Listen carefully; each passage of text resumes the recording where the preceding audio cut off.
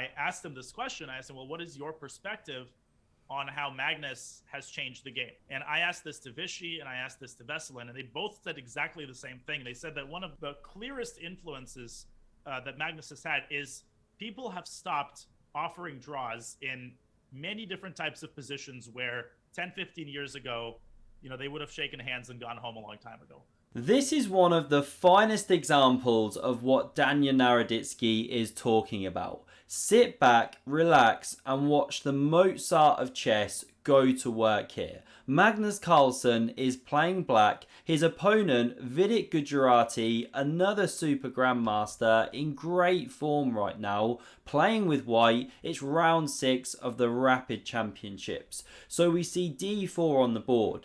Magnus sticking with this solid repertoire with e6 here, and now we don't see a knight developing, which is very common. Instead g3, the third most popular move. Vidit expanding the hammock here on the king side. Now we get this check flicked in. A pair of bishops come off the board. Queen recaptures.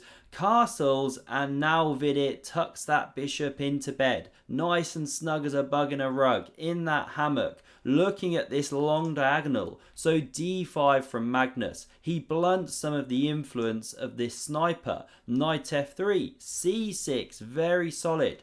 b3 now played to support c4, prepares to develop this horse, which we now see after these developing moves, and knight c3, knight bd7, the rook starts centralizing, both players playing logical moves. Now Magnus brings his cannon to the center of the board, eyeing the white queen, and it now jumps to f4, same as this one, dodged the enemy rook. So often queens don't want to sit on that x-ray.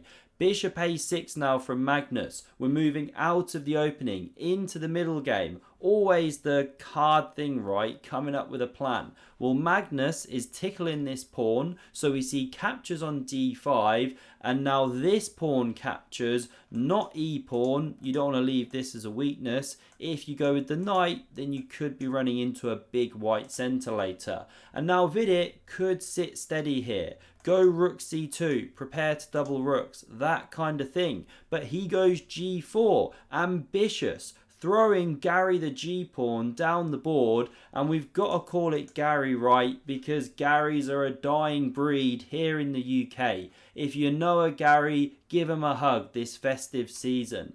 Now we see rook ac8 from Magnus, fighting for the open file. g5 from Vidit, taking more space, but giving up this square. The queen's kicked back, and now g6. Shades of Magnus's Norwegian rat, which he loves to play with black in the opening.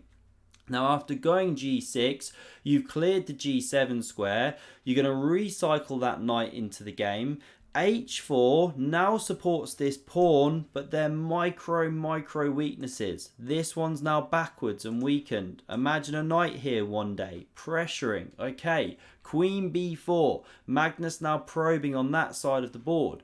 We get e3, very solid. Knight g7, bishop h3, covers f5. And you might think, well, hey, let's hop. You want to give me your bishop? Lovely, thanks very much. I've got the light squares. But in this particular position, the pawn structure is closed. And in closed structures, knights are usually better than bishops. So Magnus doesn't go for this one.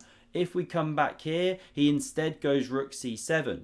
Queen b2, the rook's double. Knight b1. These pieces getting hoovered off the board now, or vacuumed as you'd say in the States, right? Rook c1, queen d6 comes back. Another pair of rooks leaving the board. Queen a3, pressures the bishop. It comes to e2, attacking the knight, defended by its brother. Knight d6, and now bishop f1. More pieces disappearing. Are they going to shake hands and go home? Well, if you want to know anything about Magnus Carlsen's career, stick with this game. So now we see knight f5. This is the micro pressure I was talking about. h4, a weakness, needs to be babysat. This is the childminder. Now we get king e2, and now Magnus plays an awesome move here. I mean, it's a nothing move, right? Pawn h5, but it puts a question to his opponent. Do you want to leave me with that pawn there, or do you want to take on passant? And Vidit makes the wrong decision here.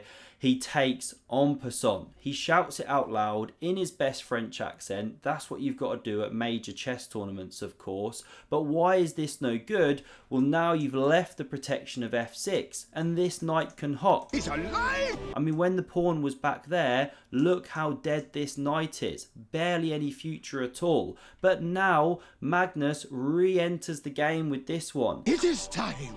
He's looking at e4, g4. This one can be recaptured at his leisure.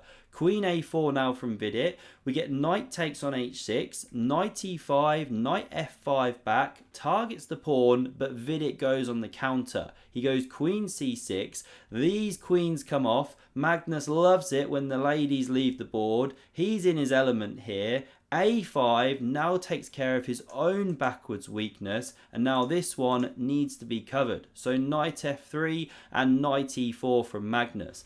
Now don't get me wrong, this is a dead level position. Computer gives zeros, as you can see by the evaluation bar. But watch a surgeon go to work here. So a4 now played by Vidit.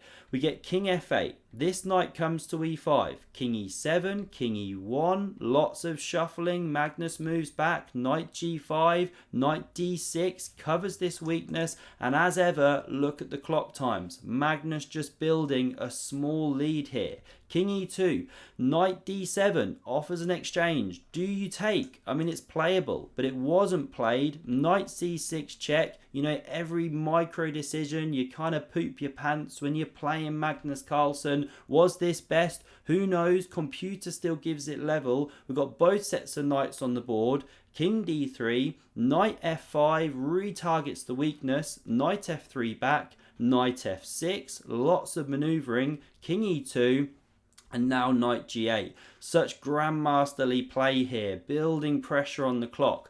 And here Vidit makes a decision to change the pawn structure. Should he, shouldn't he? I don't know. I'm a lowly kind of just over 2,000, right? I'm not going to start advising him. So knight e5 would have kept the status quo. But he goes for b4 here.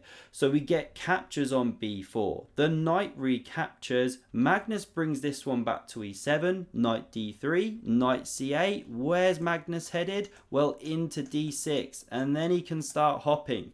This one comes to e5. Magnus also hops.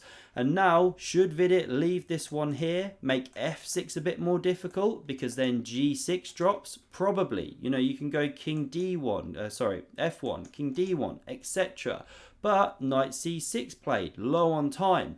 Magnus now achieves pawn to f6. The knight can't return there. So it comes to b4, but now knight e4, and Vidit out of nowhere is in a horrible kind of zugzwang here. You know, he's got 3 pawn islands to Magnus's 2. He's under pressure because f2 is targeted, so the king's got to stay with it. This knight's got to stay with this one, of course, and there's a threat to go knight c3 check and pick up the a pawn. So this knight covers that threat, but now king d7, and what piece do you move? Now Vidit moves this knight, gives this pawn.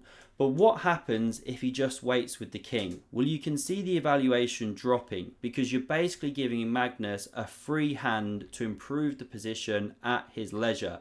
And the problem you run into is this expansion in the center.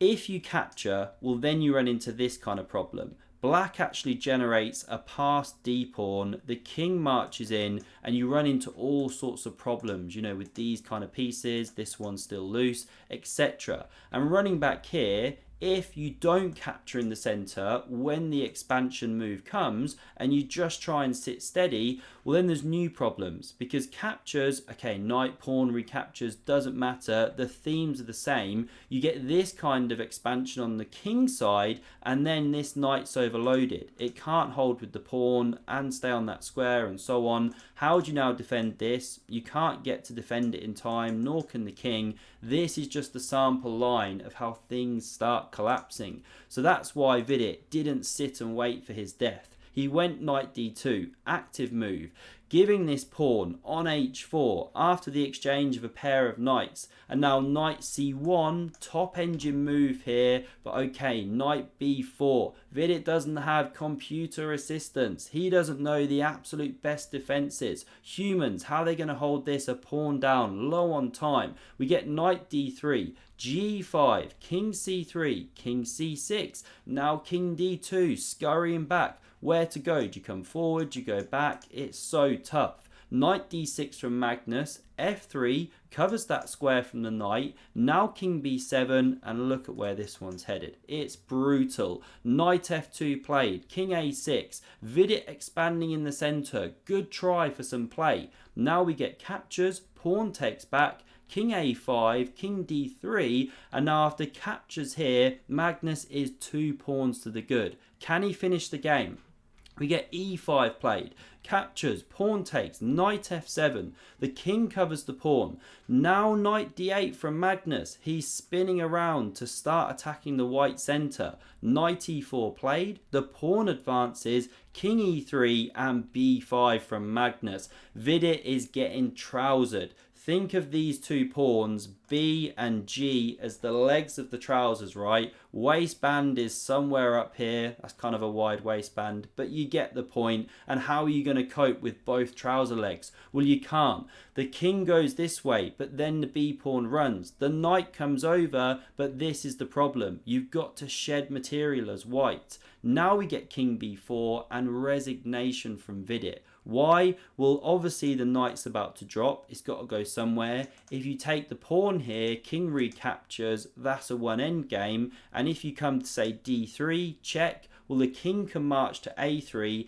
and you just can't stop the march of this b pawn. This is a nice move. Overload the knight. How does it stay with b2? It doesn't is the answer. You either take here or you do something like this, but then the pawn runs. Game over.